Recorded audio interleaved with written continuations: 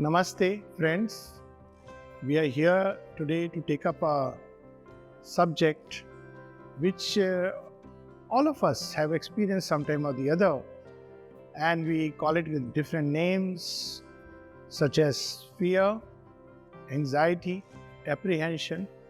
So, if we really look at all these names and go to the root of it, all fear, apprehension, anxiety stems from one single factor, and that is the sense of uncertainty and the unpredictability of life. In fact, we can almost say that the only thing predictable is the unpredictability of life. So, why don't we experience it more often? Simply because we let life flow with a kind of intuitive faith that things will be fine.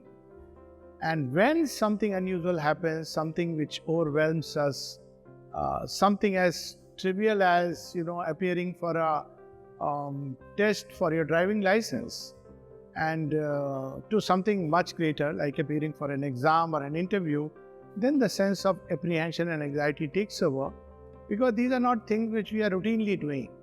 So whenever there is something which is other than our routine, and where there is a degree of uncertainty, the prospect of failure, then the sense of anxiety and fear tends to overwhelm us. So, where does it really come from other than the sense of uncertainty and unpredictability? The other factor is that we as human beings almost innately want to control the future. So these are the two reactions which we as human beings go through, and they are called fight or flight. And there is a third one which is called as a freeze reaction.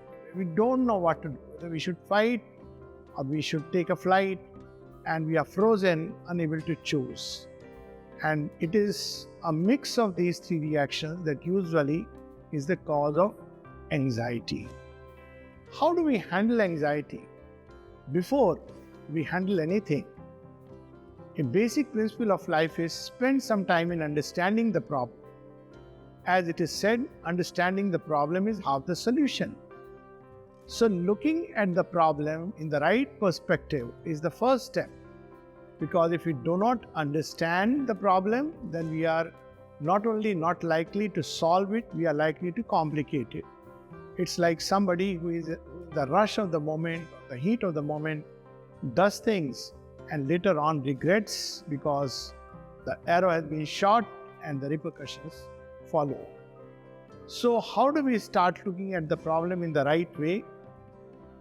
If we look at ourselves, we'll see that there are two distinct parts in us. One is the surface, in which we react, respond, we rush, we want to immediately act. It's more of a reaction rather than action.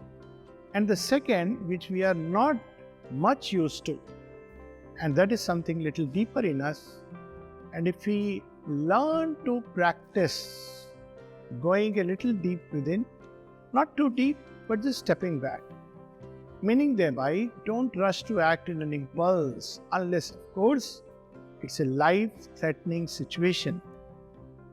So just step back and look at the problem. Maybe a neighbor has been angry.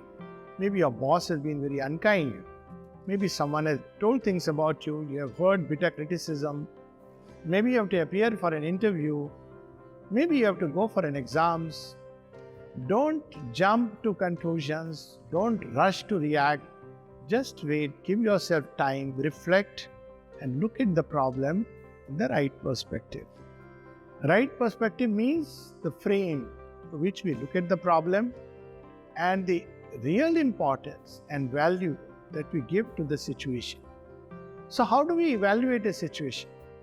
Most of us are basically carrying stock ideas from people, from the society, from peers, from various places, of course, parents, teachers, and we carry these values. Let's say, for example, when we were growing up, I think now all of you are much more wiser. Growing up, we were given great importance to career and money. And while career and money are important, if we step back and see what is the real value of money. The real value of money is it can get you certain external things, some comforts, yes, but there are a lot of things which are much more important which money can't buy. So when we look at things like that and see even about career, why is a certain career so important to us? Is it an expression of who we are, an expression of ourselves, or is it simply because we are following a social norm or a peer pressure? So various ways, look at the problem stepping back.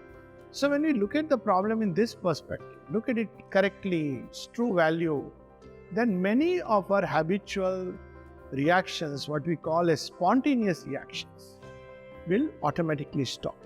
Or what are these spontaneous reactions? They are not our authentic self. Very often we say, I just want to be authentic. If I'm angry, I express my anger.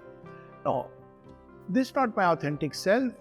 The authentic self is deep within. So friends, authentic self is not those momentary outbursts, but what we really are and the way we define ourselves. So first thing about a problem is, let us be clear how I define myself. A being of calm, peace and wisdom, a being of strength, or a being of violence, hate, anger, and all the rest.